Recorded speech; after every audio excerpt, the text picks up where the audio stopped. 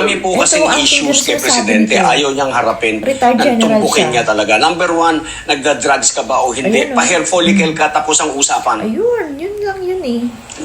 Mastermind ka ba ng nakawan? Ayan, o, diba? Okay? Mastermind ka ba ng nakawan? May kinalaman ba yung pinsan mo? Yes, harapin meron. mo. May allegations eh. May allegations against your cousin. And to yourself, Ang dami. Mr. President. Harapin niyo yun. Hindi po totoo na walang bisa ang statement ni Saldico. Mabisang-mabisa po yun. It stands. Kaya nga po negative trust rating nyo overall. Pero dito po sa NCR, negative 8 po kayo. That is a manifestation, very clear manifestation of loss of trust of the Filipino people sa iyo. Yung po sinabi ni Gutesa, corroborated by the statement of Saldico, lahat po yan. Totoo. Yes. Ito po ang mga basihan sa aking pananaw kung bakit sinabi ni Colonel Bungaw na wala na akong tiwala sa Pangulo. I do not support him anymore. At dahil po sa maling pag-aakala ng mga nangaka-uniforme na hindi sila pwedeng maglahad ng kanilang sariling personal na opinyon, ng kanilang paglahad ng kanilang suporta, hindi po natin alam kung gaano karami yan, kung gaano kalawak. Pero tandaan po ninyo nung nakaraang eleksyon, talo ang mga kandidato ng administrasyon sa uniform personnel. Yes, kitang-kita yan. Si Colonel Odi Bungaw, eto pa, kung inyong dinitine, ayan, hindi po yan sumuko, yan ay nag-report for court. Kung siya po ay inyong dinitine ngayon, Nako. do not forget, he has the right to remain silent. He has the right to counsel of his choice. Ang tindi ng sinasabi nito ni retired General Virgilio Garcia.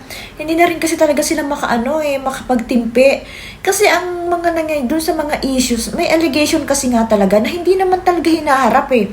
Parang nililihis lang ng nililihis, nandun pa rin, wala man lang sagot, basta wala lang, parang naging pattern na lang na pag may issue, gagawa na naman ng bagong issue, makakalimutan. Syempre, mga katulad nito na talaga namang mga nag-iisip sila para sa bayan, na maayos yung direksyon nila. Gusto nila ng kapayapaan. Syempre, mga mga military to eh. Tapos ganyan ang nangyayari. Di ba sagutin mo yung allegation sa'yo sa drugs, dun sa corruption, yung sinabi ng kapatid mo, yung napakadaming tinatanong sa'yo, wala ka talagang wala kang maisagot kung ano-ano lang ginagawa nyo, ginigipit nyo pa. At eto pa nga, meron silang naririnig na yung si Bungaw na nag-declare nga ng withdrawal of support kay Marcos Jr. Dun sa papanoorin pa natin yung mahabang video niya. Dun sa video niya, ay kasi nga, nakikita kasi niya na hindi na dapat supportan si Marcos Jr. Choice yun ng tao. Tapos ngayon, pagbalik sa trabaho, ang usap-usapan, parang dinetained nila. O, diba?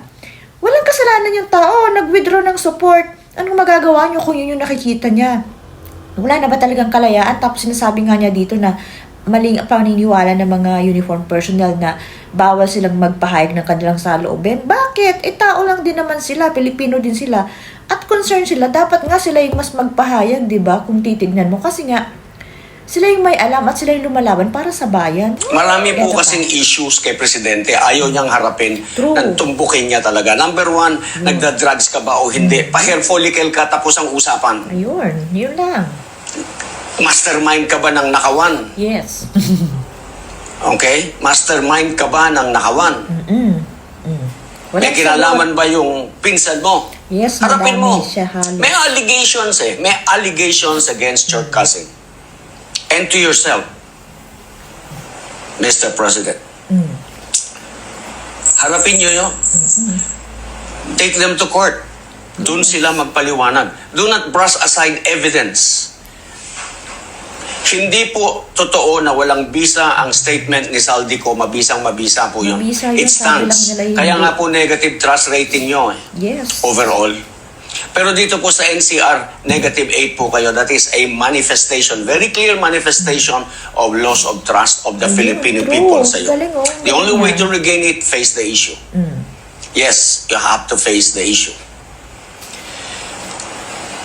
Yung po sinabi ni Gutesa, corroborated by the statement of Saldico, lahat po yan. Totoo. Yung statement po ng pinsan mo, yes. All of this, It's true.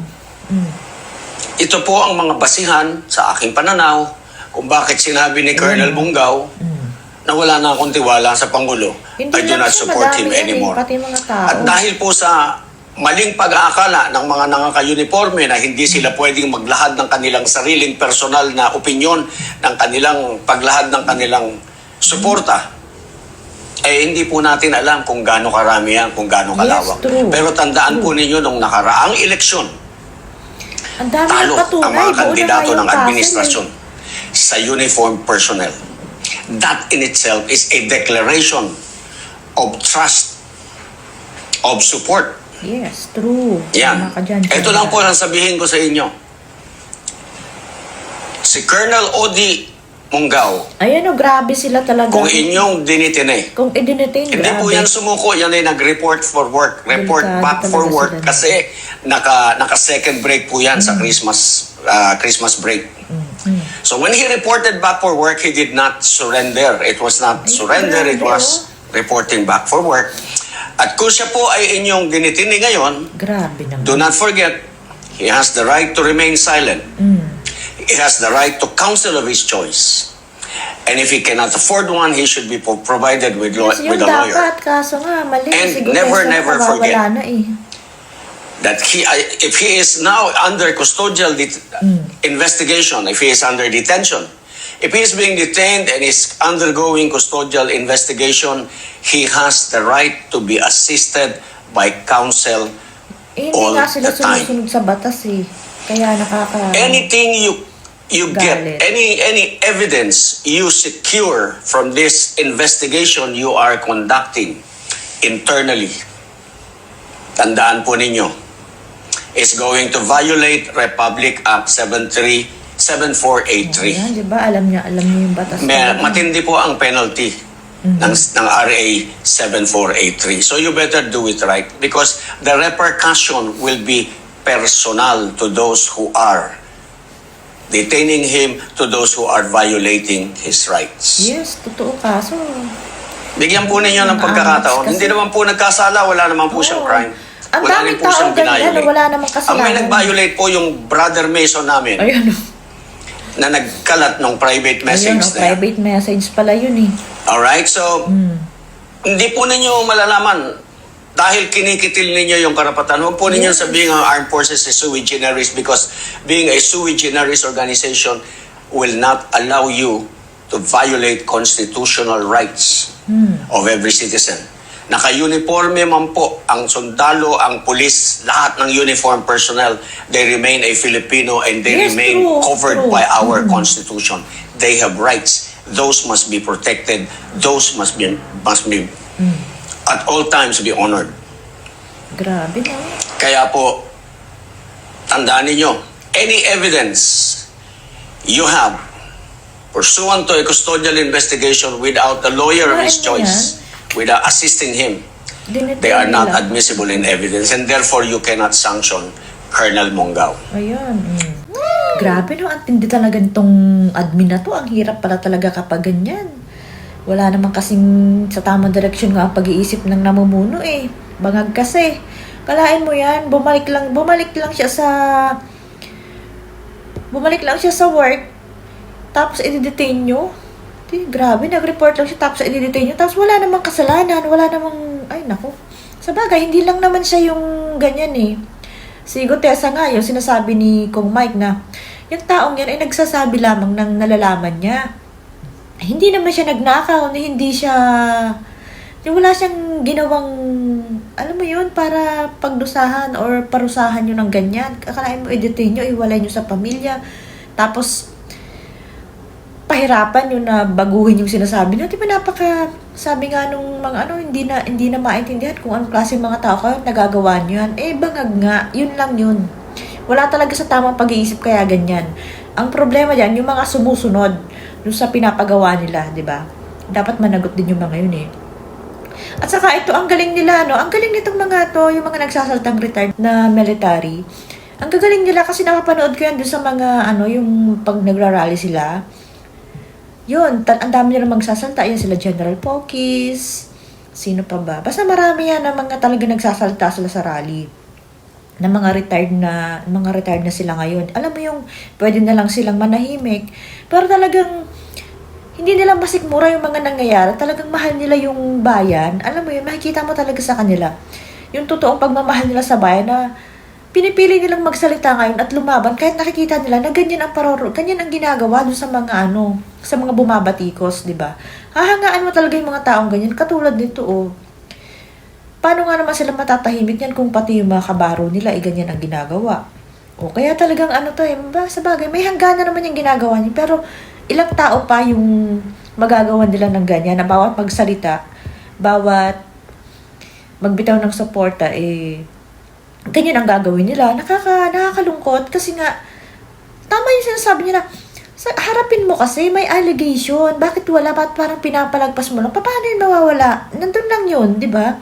Kahit anong paglilihis nyo, nandun na yun. Hindi na yun mawawala kahit hindi na maintindihan kung anong uunahin sa mga issue.